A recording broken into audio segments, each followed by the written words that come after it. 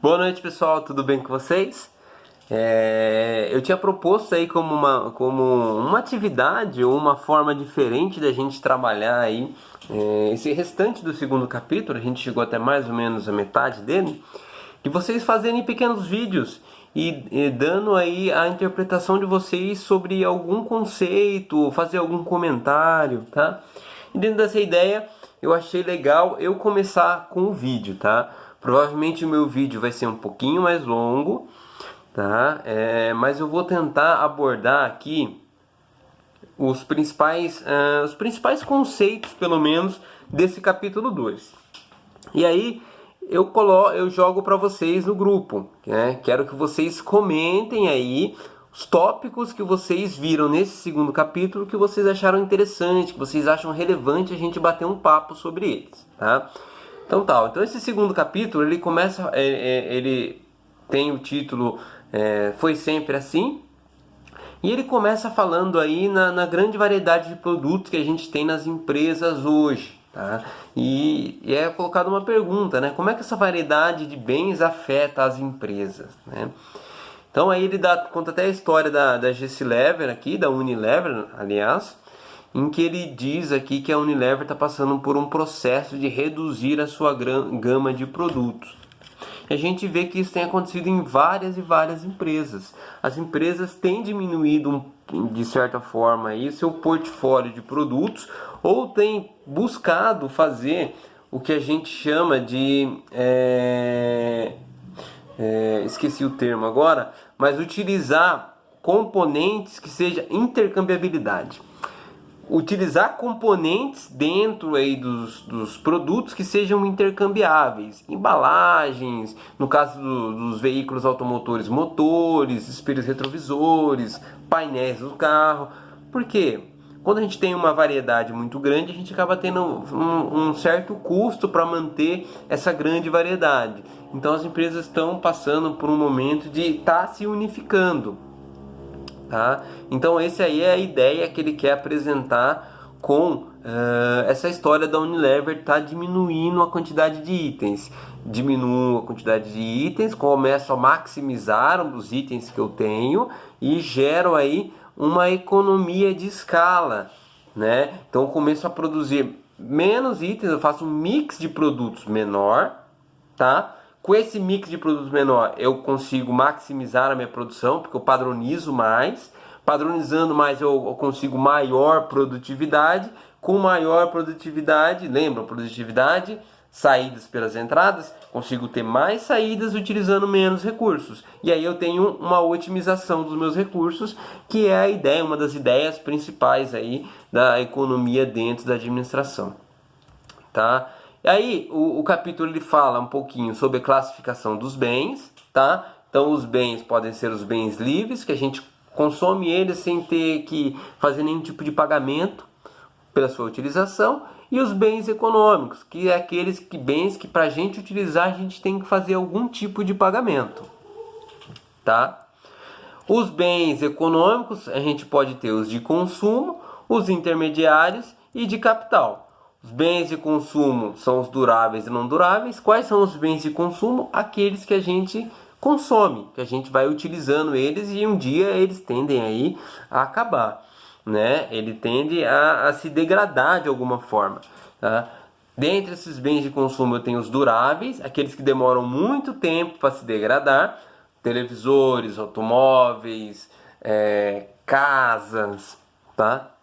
A menos que tenham aí, ocorra aí de repente uma tragédia, né, ambiental, aí não tem o que fazer, né? E aí os bens não duráveis, que são aqueles que se referem, que se destroem à medida que a gente consome ele. Então, por exemplo, um alimento, a partir do momento que eu consumo ele, eu destruo ele acaba, tá? Ele deixa de ser aquele produto. As roupas, quanto mais eu for utilizando elas, mais vai se desgastando e mais rápido elas vão acabando, tá? E aí,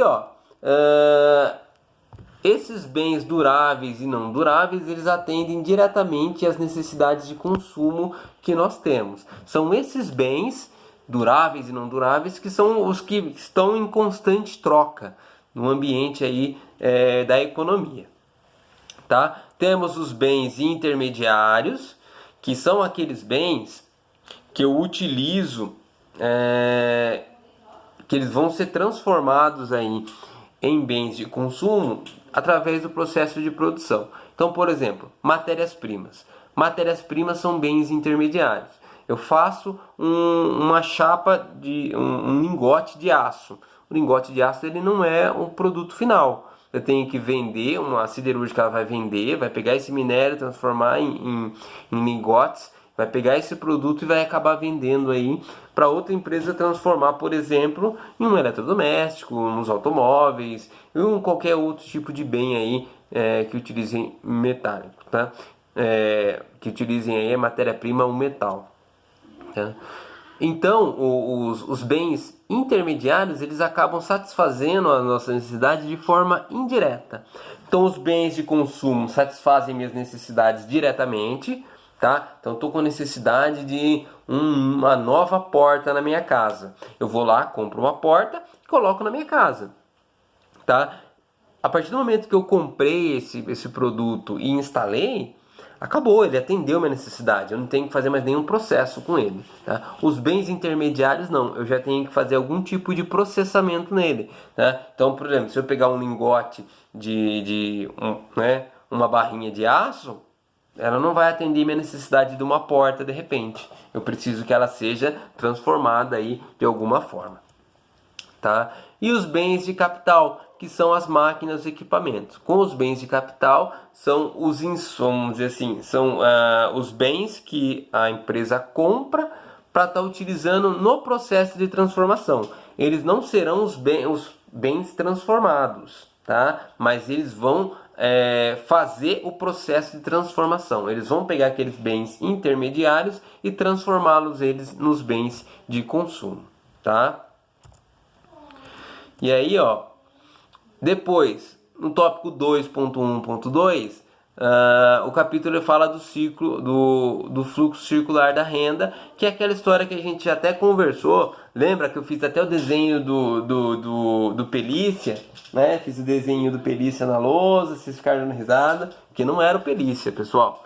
Mas eu fiz o desenho do Pelícia lá, né, simbolizando aí o capitalista, o dono das empresas, simbolizando as famílias e o governo. O fluxo de renda ele vai seguir basicamente aquele fluxo que eu comentei. Então as empresas elas precisam produzir, elas vendem esse produto e alguém precisa e ela quer obter algum tipo de lucro por esse produto, por essa venda, tá? Os consumidores, eles querem comprar, mas para que eles possam comprar, eles precisam ter uma renda. Para que eles tenham uma renda, eles vendem a sua força de trabalho para o empresário. E dessa forma eles adquirem aí os recursos necessários para estar produzindo, para estar consumindo os produtos que eles têm os seus desejos, que eles têm as suas necessidades. Pessoal que secou a garganta. E aí, ó, vamos lá. É apresentado aí o fluxo desses bens, que ele segue mais ou menos essa ideia. Então as famílias vendem a mão de obra, então elas vendem sua mão de obra para as empresas pagam as famílias pela sua mão de obra. Em contrapartida aí,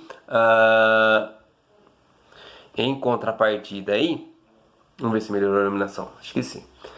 Contrapartida, as empresas vendem os produtos para os consumidores, que são as famílias, irem lá e comprar. Então vejam que a gente acaba tendo um fluxo desses bens, do funcionamento desses bens aí.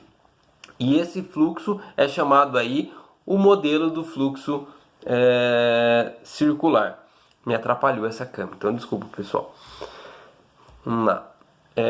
Então ele vai representar aí como é que funciona esses bens. Só que esse modelo aí ele acaba excluindo a participação do governo, tá? O governo, como a gente já comentou lá no capítulo 1, ele teria como participação, ele deveria mediar essa relação entre famílias e empresas, tá? Ele tem que estipular regras, muitas vezes ele vai criar condições para que as empresas possam produzir por meio de infraestrutura, vai dar condições para que as famílias, de alguma forma, se capacitem para vender sua mão de obra para as empresas. Então ele teria que fazer esse meio termo aí, tá? E aí, ó, no tópico 2.1.3, ele vai falar a organização da atividade econômica, né? Então, as formas que a gente tem de organizar a atividade econômica das empresas. A gente tem a forma descentralizada, tá? Que é predominante nas economias ocidentais, e a centralizada, que é no sistema aí cubano. Qual que é a ideia, basicamente?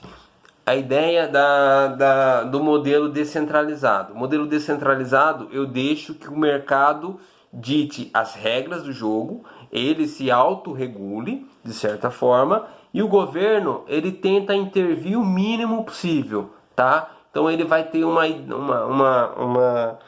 posição aí de ser mediador. No modelo cubano, aí, no modelo centralizado, né, que é o maior exemplo aí, podemos dizer que é Cuba hoje em dia, o que o governo faz? O governo ele centraliza, ele toma todas as decisões, tá? Basicamente isso aí, pessoal, bem vamos dizer assim, de forma bem resumida, tá? Quando a gente tem esse modelo descentralizado, teoricamente, as empresas têm que atender às necessidades do consumidor. Então ali a gente tem uma ideia, eu até coloquei nos slides, né, uma figura, né? Aqui o cliente é o rei. Então as empresas vão fazer de tudo para atender esse cara. Na vida real não acontece bem assim, mas chega próximo, tá? Então quem decide o que e quanto produzir é o consumidor. Porque se o consumidor não estiver disposto a consumir aquele produto, não tem conversa, tá? Então, nessa livre iniciativa, nesse modelo descentralizado, tá? O principal agente aí seria o consumidor, tá? Como produzir? Quem vai que determinar isso aí no modelo descentralizado? Quem vai mostrar isso aí ou vai ditar essas regras é a concorrência. Então, ó, no modelo descentralizado eu tenho o cliente, que ele vai definir o que e quanto produzir, que é uma das primeiras perguntas aí da economia, que a economia deve ajudar a responder, principalmente nós administradores, aí temos que estar atentos a essa pergunta. A segunda pergunta, como produzir? A concorrência vai determinar. Por quê? Quanto mais concorrentes tiver, de forma mais eficiente eu vou ser obrigado, eu como empresário vou ser obrigado a produzir. Dessa forma, eu acabo me obrigando a estar me reinventando, a estar gerando aí novas formas de produzir. E isso aí é super importante para as empresas, tá? Porque e para nós consumidores, porque eu aumento a eficiência, eu aumento a eficácia, tá?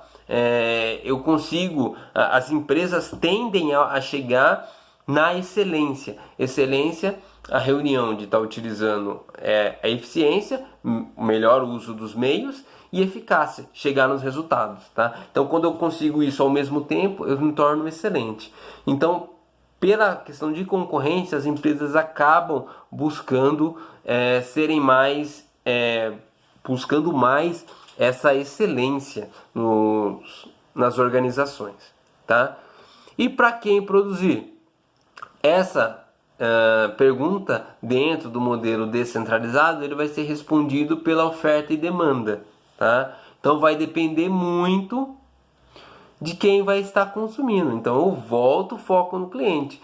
Quanto o meu cliente está disposto a pagar, tá? Se o meu cliente entender que ele está disposto a pagar bastante, eu posso vender por um preço maior, tá? Se ele entender que não, eu acabo tendo que reduzir meus preços, porque eu tenho que forçar a venda, tá? Então, pela oferta e demanda, eu acabo tendo que gerar pela lei de oferta e demanda, as empresas são obrigadas a gerar algum tipo de demanda aí, tá? Elas que vão ter que fomentar esse modelo de consumo através de estratégias de preço, estratégias de diferenciação, de inovação dos seus produtos. Eles vão estar fomentando aí o mercado consumidor, tá?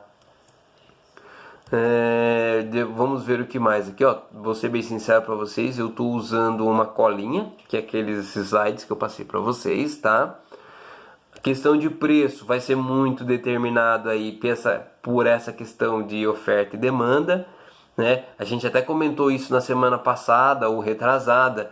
Então, por exemplo, os produtos hoje, produtos de primeira necessidade, alimentícios, arroz, feijão, açúcar, por causa desse negócio aí de fechar o comércio e tal, os preços acabaram subindo bastante. Aqueles produtos, por quê? Muita procura. Quando eu tenho muita gente disputando o mesmo produto, eu acabo aumentando o preço, tá? Eu como empresário. Os produtos mais supérfluos, eles começaram a baixar um pouco os preços, né? Então, por exemplo, o combustível. Combustível, nas últimas semanas, ele baixou aí 40, 50 centavos, dependendo do posto. E quando que a gente viu uma situação dessa? Porque a gente, de certa forma, não enxergava isso. Ah, professor, mas é Petrobras e tal. Não, mas tem oferta e demanda também. Porque ele baixou justamente quando diminuiu a circulação de pessoas. Então, mais combustível está ficando no carro, menos pessoas estão abastecendo e o combustível está ficando no posto, parado lá no posto. E dinheiro parado na mão do capitalista é complicado, porque ele podia estar investindo em outra coisa e dando resultado, tá? E aí, dentro dessa história aí, quem tem que fazer a mediação ou a regulação para que não hajam excessos é o governo. Ele tem que ter um papel aí de estar mediando essa situação, tá? Ó, o vídeo que era para ser rápido já está com mais de 17 minutos. Mas vamos lá. Bom, pessoal, basicamente o que tinha de mais importante nesse capítulo eram esses conceitos que eu tentei abordar aí dentro desses 17, 18 minutos, tá? Depois, lá no finalzinho do capítulo, ele vai falar um pouquinho sobre como evoluiu essa questão da economia. E como evoluiu? Na questão, a economia, ela está voltada, eu já até falei para vocês, num sistema de trocas, tá? Antigamente, o nosso sistema, sim, bem lá nos primórdios, o sistema de trocas ele era um pouquinho mais rústico, né? Então, mesmo por não ter moedas, as trocas eram por, teoricamente, valor percebido. Eu tinha 20 galinhas e queria um porco. Trocava 10 galinhas por um porco. Tá? Então a gente não tinha essa moeda. Conforme a sociedade, aí, o ser humano foi se organizando, se juntando, criando sua sociedade, criando as suas regras, começaram a ser estipulados sistemas de trocas aí. E aí, quem tinha recursos começou a exercer maior influência sobre aqueles que não tinham recursos. E aí, de certa forma, começou já o capitalismo aí, podemos dizer assim, o capitalismo selvagem, né? Então, mas eu até comentei com as turmas do semestre passado que isso um pouco refletia aí os instintos mais primitivos do ser humano. Então o ser humano ele vivia pela lei da selva, vencia o mais forte, tá? Hoje, como que nós vivemos? Nós vivemos ainda pela lei das selvas. Sobrevive o que está melhor preparado, sobrevive o que tem mais recursos, tá? Então, vocês estarem fazendo um curso de administração é um exemplo que vocês estão buscando serem aí profissionais aí melhor preparados. Vocês estão se abastecendo de recursos para atender demandas que a gente pode ter aí no mercado de trabalho, demandas das empresas, tá? Então, pessoal, ó, de forma bem resumida, esses são os principais conceitos, já até falei, tô repetindo, tá? E aí fica lançado o desafio para vocês. Eu quero que vocês postem vídeos curtinhos, 1 minuto, 30 segundos, com comentários sobre a matéria. Fico aguardando os vídeos no grupo da disciplina, tá? Forte abraço e até mais!